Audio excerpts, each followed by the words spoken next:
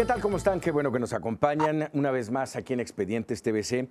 Hoy vamos a hablar de los suspirantes. Camino al 2018, un compendio de una radiografía, diría yo, más acorde de quienes han levantado la mano para alcanzar la silla presidencial en el 2018.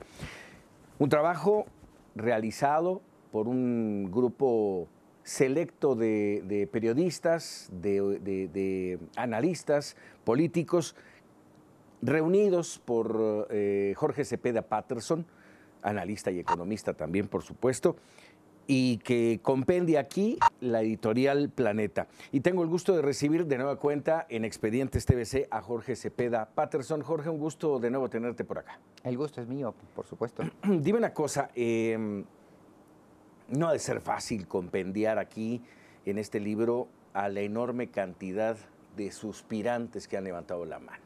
¿Cómo hacerlo? ¿Cómo elegirlos?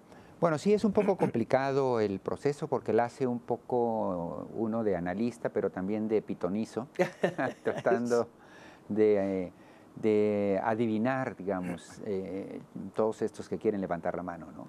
Mira, la dificultad en esta ocasión fue el PRI, porque de alguna manera quedaba el panorama bastante claro con respecto a las otras fuerzas políticas.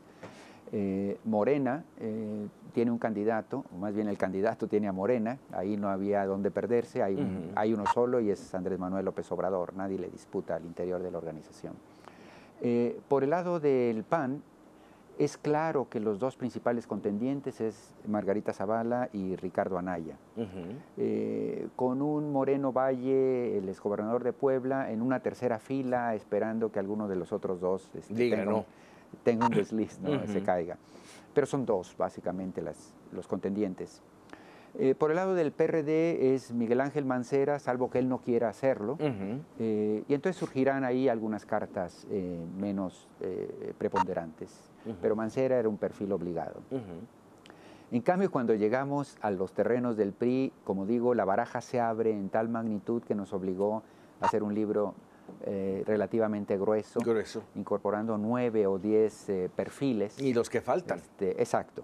E incluso algunos de ellos, lo que está sucediendo en el PRI es que el candidato que hoy suena el lunes, el viernes ya es un fusible quemado, pues, ¿no? Sí, sí, sí. Pero ninguno totalmente descartable. Entonces tuvimos que abordar a Osorio Chong, a José Antonio Meade, a Aurelio Nuño, a Erubiel Ávila, el gobernador mexiquense, a Luis Videgaray, a Narro, el exrector que ahora suena, como secretario de a Salud. Ivonne Ortega, que se lanzó ella misma muy intensivamente hace unos meses, ahora un poco menos, Manlio Fabio Beltrones, que es un constante desde hace como 150 años en sus aspiraciones a la presidencia. Sí.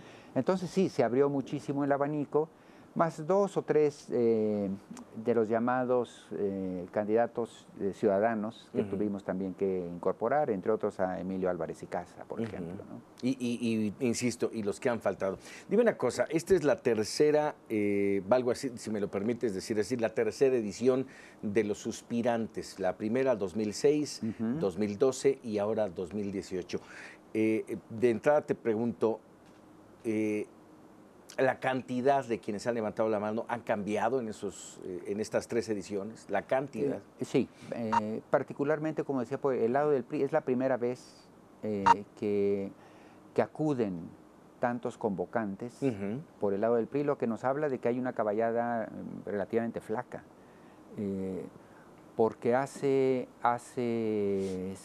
6 años estaba clarísimo desde mediados del sexenio que Enrique Peña Nieto, el gobernador del Estado de México en ese momento, iba a ser el candidato natural, en efecto, por la fuerza del Estado, por las alianzas que estaba haciendo. Por ahí con un Manlio Fabio, una Beatriz Paredes, no renunciando a la posibilidad, pero el panorama se circunscribía a ellos, ¿no? Así es. Es la primera vez que, en efecto, el PRI aparece tan fragmentado, tan diseminado, lo que habla de una crisis política. Así es, así es. Ahora, han cambiado, evidentemente, en estas 3 ediciones, han cambiado los nombres, las figuras de los políticos, no en su totalidad. Tú hace un rato mencionabas el caso de Morena con Andrés Manuel López Obrador, que sigue presente Sí. en los suspirantes. Y Manlio Fabio, son los únicos. Y Manlio Fabio, claro, tienes razón. Aunque más de manera más Sí, firme, más sólida, Andrés Manuel, que además no solamente ha sido suspirante, sino que ha participado en la contienda electoral, ¿no? Pues, sí, para ponerlo en términos olímpicos, ha sido medalla de plata en las dos anteriores Sí, sí. ocasiones, siendo segundo lugar, pues. Y diríamos que hoy viene por la tercera, sí, es un serio contendiente. Así es, el objetivo de los suspirantes. Esa es muy buena pregunta porque, en efecto, detrás de este esfuerzo hay la intención de que antes de que comiencen las campañas, e incluso ya en estas precampañas que lo son, y que nos metamos en este ruido ensordecedor de elogios, de insultos, de descalificaciones, de glorificaciones y satanizaciones, etcétera, como no puede ser de otra manera aquí y en cualquier otro lugar del mundo durante una campaña electoral. La intención es ofrecer perfiles largos, documentados, que dan cuenta de cómo fue su vida en la escuela, a lo largo de sus pininos como profesionales, sus éxitos, fracasos, sus ilusiones, cómo son en la vida cotidiana. Es un trabajo familia. De investigación riguroso. Absolutamente, que hacemos, convoco a distintos colegas para que se encargue cada cual de uno solo y lo investigue durante meses. No hay sesgos. Esa es la intención profesional, desde luego. Hay una metodología de trabajo, se hacen muchas entrevistas con amigos, con enemigos, con adversarios, un poco para tener una visión, un fresco completo de cuál ha sido la trayectoria del personaje.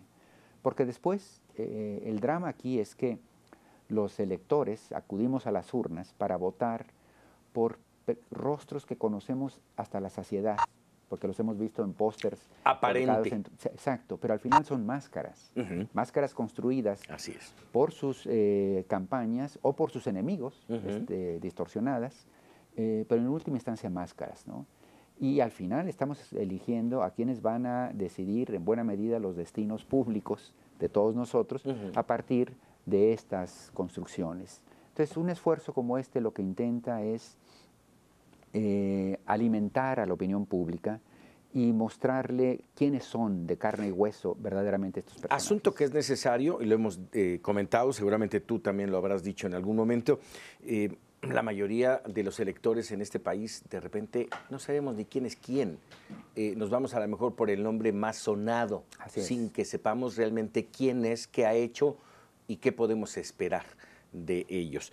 El objetivo, ya me lo has dicho, el objetivo del libro es justamente darle información a los electores para que tomen una mejor decisión. Así es.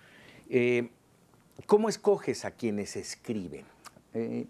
Ese es un tema importante porque yo busco a los colegas para que trabajen cada perfil en función también de experiencias anteriores. Y que bueno, me da la posibilidad de, por ejemplo, Ricardo Rafael hace a Osorio Chong, que lo había seguido desde hace tiempo. Sí. Alejandro Páez trabaja a Miguel Ángel Mancera. Páez conoce muy bien los interiores del gobierno de la ciudad y las fuerzas políticas que anidan en ella. Humberto Payet, un reportero multipremiado que ha trabajado antes temas del Estado de México, hace a Erubiel Ávila. Sandra Lorenzano, que conoce muy bien las élites, trabajó el perfil de Margarita Zavala. Maite Azuela, periodista y conductora, hace lo de José Antonio Meade. Salvador Camarena, columnista y periodista, él hizo a dos, a Ricardo Anaya y a Aurelio Nuño. Y Rita Varela hace el capítulo de Otros, además de donde están incluidos a varios. Exacto, en ese capítulo de Otros están, insisto, hay un enorme número y siguen saliendo, tan solo aquí hace apenas unos días el secretario de Turismo, Enrique de la Madrid, Sí. también. Te levantó la mano, ¿verdad? Levantó la mano. Sí. Entonces, el cúmulo de personajes que buscan llegar a la silla presidencial en 2018 es enorme.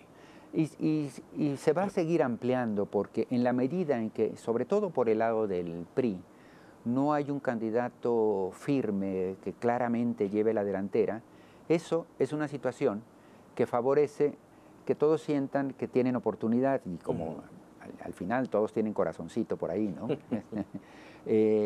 No descarto yo que aparezcan otros 2, 3 gobernadores alzando la mano también, otros miembros quizá del gabinete, considerando que más independientes. Cuando el panorama está muy abierto, digamos, entonces facilita o propicia la concurrencia de muchos interesados, ¿no? Pues vamos a entrar a fondo en un momento más con los suspirantes. Jorge, si me permites, vamos a hacer una muy breve pausa aquí en Expedientes TVC y regresamos, no le cambie, estamos hablando de los suspirantes 2018. Volvemos. Continuamos aquí en Expedientes TVC. Platicando con Jorge Cepeda Patterson de los suspirantes 2018. Y yo te preguntaría, Jorge, tercera edición, ¿cómo han sido los resultados en cuanto a los objetivos que han tenido las 2 anteriores ediciones? Que la gente esté bien informada y que tome mejores decisiones. Bueno, yo creo que al final los libros, estos libros han circulado bastante. En las 2 ejercicios anteriores fueron éxito de venta. Pero desde luego al final alcanzas a un lector preocupado y por cómo va a decidir su voto. Por desgracia, en este país y en ninguno, estos esfuerzos alcanzan a llegar al gran océano de ciudadanos que puedan tal cual tomar una decisión realmente reflexionada y documentada, ¿no? Escudriñan todo de estos suspirantes. Todo lo que podemos. No son perfiles dedicados a buscar escándalos. Eso. Que evidentemente aparecen cosas, sino esencialmente de hacer un retrato fidedigno de quienes han sido con sus virtudes y sus defectos, ¿no? Porque no buscan el periodicazo, digamos, sino el conocimiento real. Y en última instancia, como tú sabes, pues todos somos seres humanos con fortalezas y debilidades, ¿no? Y al final eso es lo que aparece en estos perfiles. ¿Quién es realmente Ricardo Anaya, este jovencito que parece que nadie conocía? ¿Hasta dónde ha cambiado López Obrador o no con este nuevo rostro que intenta presentarnos de no soy una amenaza, un peligro para México. Ni voy contra los ricos? Habla ahora de la República del Amor, de la amistad, de la conciliación, etcétera. ¿Cuánto hay de cierto en ello? ¿Cuánto hay un auténtico cambio? ¿O cuánto es una posición, una postura simplemente de cara a la tribuna, ¿no? En las tres ediciones, Jorge, tú has escrito de Andrés Manuel. Así es. En las 3. En las 3 yo he hecho la investigación, ya es mi tema, digamos. Sí, sí, sí. La actualización cada vez, incorporo nuevas entrevistas, etcétera, y doy cuenta pues de lo que ha pasado. ¿Has tenido cercanía con Andrés Manuel? Bueno, lo conozco, no soy habitué, como dicen, de su círculo, ni mucho menos. Conozco muy bien su trayectoria, me parece que hay aspectos muy interesantes en él como propuesta política. Con frecuencia en mis columnas he hablado también de sus negritos en el arroz, de su propensión a pegarse tiros en el pie. He dicho con frecuencia que él es su mejor capital político, él, su trayectoria, su autenticidad, y él es también su peor antagonista o adversario político por sus propios hierros, digamos, ¿no? Termina, Jorge, no sé si tú estarás de acuerdo, por convertirse en un libro incómodo para algunos y un promocional, valga el término, para otros. ¿Ellos te han leído? ¿Ellos han leído Los Suspirantes? Bueno, no sé, esta edición está apenas saliendo. Del ejercicio de los 2 anteriores me queda claro que en realidad a ninguno le gusta su biografía. Y eso es algo más bien que tiene que ver con la condición humana. Ningún perfil está a la altura del concepto que tenemos cada uno de nosotros mismos. Así fuera para cualquiera de nosotros, nos parecería que no nos hace justicia, digamos. Ajá. Y desde luego ellos, eso es lo que ellos terminan pensando cuando han visto los perfiles en las dos ocasiones anteriores, ¿no? Así, ¿reclamos? Algunos por un dato que les parece que tal cual es infiel a lo que ellos hicieron en determinado momento, en una escena, etcétera, etcétera. Así es. A mí me gustaría, si nos pudieras, ya nos mencionaste un poco del perfil de López Obrador, que nos pudieras mencionar el trabajo de los demás periodistas que han hecho, por ejemplo, Margarita Zavala. ¿Qué se dice de ella? Bueno, el perfil de Margarita Zavala es un trabajo admirable que hace Sandra Lorenzana, muy, muy sabroso, porque la recupera muy bien en su ámbito familiar. Tanto el primer ámbito familiar de los Zavala, como el segundo, que tiene que ver evidentemente con Calderón, ¿no? Y la confronta un poco con esta diversidad que es Margarita Zavala. Por un lado, surge de un seno católico tradicional, muy activo en los aspectos sociales de la Iglesia, vinculada al panismo, fundante de su propia familia, etcétera, etcétera. Y por otro lado, Margarita siempre se ha presentado como una versión liberal de este catolicismo confesional, digamos, del que surge mucho en su seno, ¿no? Y lo que hace Sandra, en buena medida, es la entrevista, habla con ella, consulta materiales, y ve cómo Margarita Zavala siempre ha entrado y salido de ciertas agendas feministas, siempre en la defensa de la mujer, pero luego entrando en contradicción con otras tesis feministas que tienen que ver con liberación, con acceso y derecho al cuerpo, los temas de educación sexual, que siempre son complicados para un católico. Entonces Margarita es aceptada y no aceptada por estos círculos de mujeres modernas, ¿no? Y ahí me parece que hay una muy buena análisis puntual de cuáles son los aciertos y desaciertos en las posturas de Margarita. Y luego su papel, desde luego, como esposa de un presidente, ¿no? Claro. Hasta dónde atribuirle o no, cuáles fueron... Responsabilidad o no. Exacto. ¿Cómo lo apoyó o no? ¿En qué medida lo avaló en aspectos que pueden ser cuestionables? ¿O en qué medida Margarita prefirió mantenerse al margen?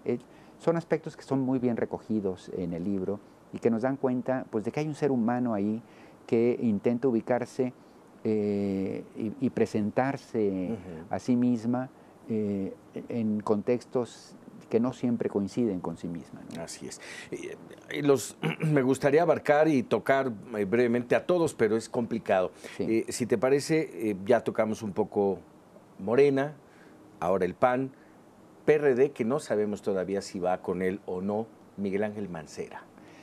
Miguel Ángel Mancera daría para una novela, porque en muchos sentidos lo hace Alejandro Páez, que, como decía, los viene estudiando desde hace años. Él hizo a Marcelo Ebrard en el sexenio anterior, conoce muy bien los interiores de lo que es el gobierno de la Ciudad de México y sus tribus, que las hay, por supuesto.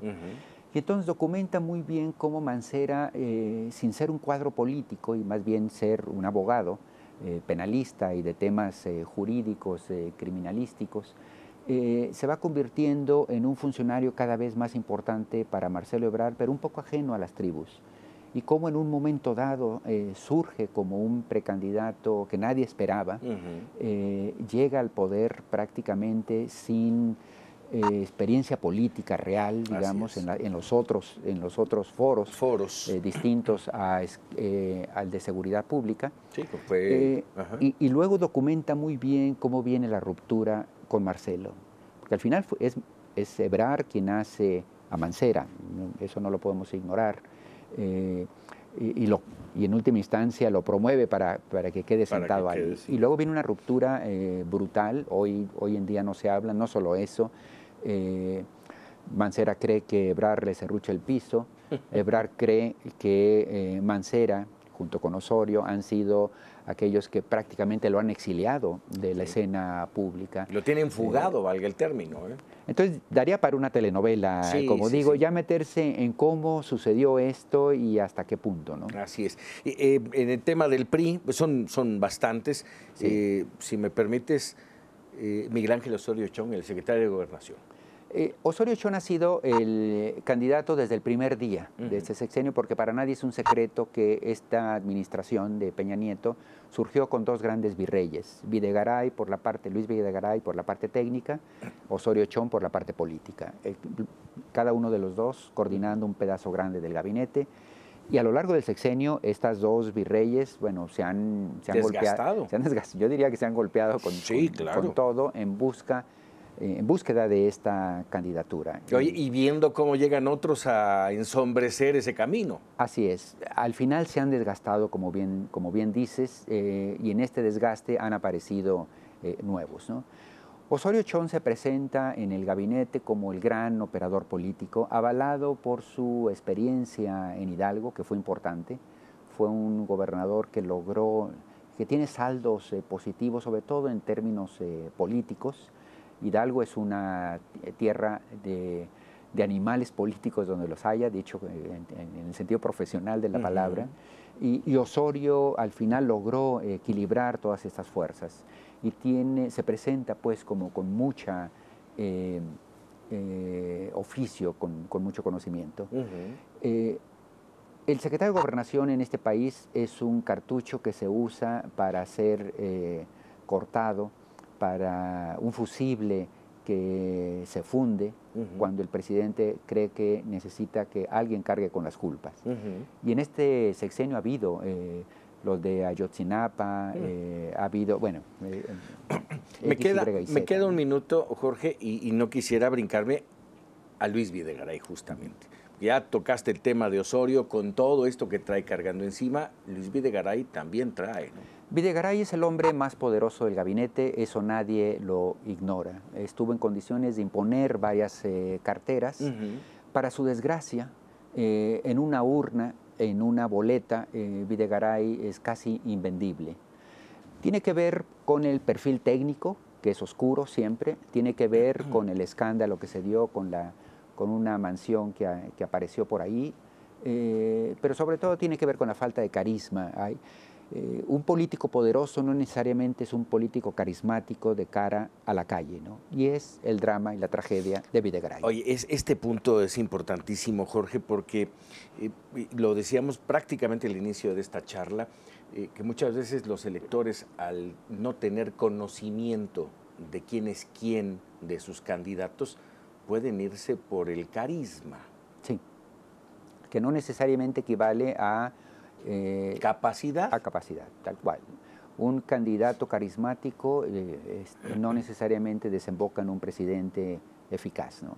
Vicente Fox fue un candidato extraordinario en términos profesionales, digamos. Se vendió bien. Se vendió muy bien. Y un presidente que al final quedó muy por abajo de las grandes expectativas que abrió la alternancia en este país, ¿no? Totalmente de acuerdo. Por poner un ejemplo. Totalmente de acuerdo.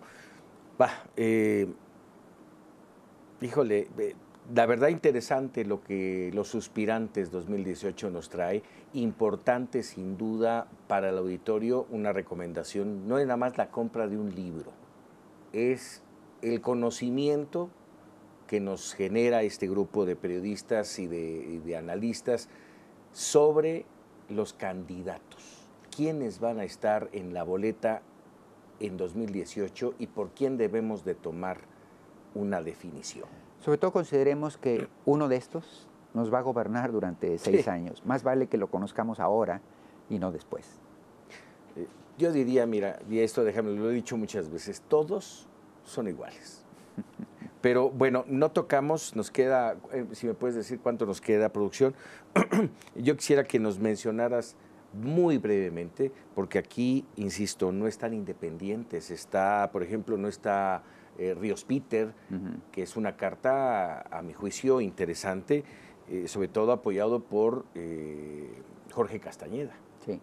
Sí, hay, bueno, no está Pedro Ferriz, No por está decir, Pedro Ferriz. de Denise Dresser se había hablado, etcétera. En algún momento tuvimos que ponerle un corte, Un límite. un corte de caja, sí, muy conscientes pues de que habría muchas otras figuras. Ahora, en plata pura, también hay que decirlo, pues son nombres que más bien circulan para las columnas políticas, que realmente tengan una oportunidad real de terminar captando el voto de los ciudadanos, ¿no? Honestamente. Pues Jorge, te agradezco muchísimo, como siempre, que nos vengas a presentar una más de tus trabajos, en este caso como coordinador y también como escritor de Los Suspirantes 2018. Un trabajo interesante con buenos periodistas, con buenos analistas, Sandra Lorenzano, Ricardo Rafael, Salvador Camarena, Humberto Padgett, Rita Varela, Alejandro Páez y Maite Azuela, todos en este trabajo de editorial Planeta, que ya está pues a la venta. Sí, ya está circulando. Ya lo pueden conseguir, así es de que si usted está realmente interesado en tomar una buena decisión para el 2018, aquí está un elemento importante para que tome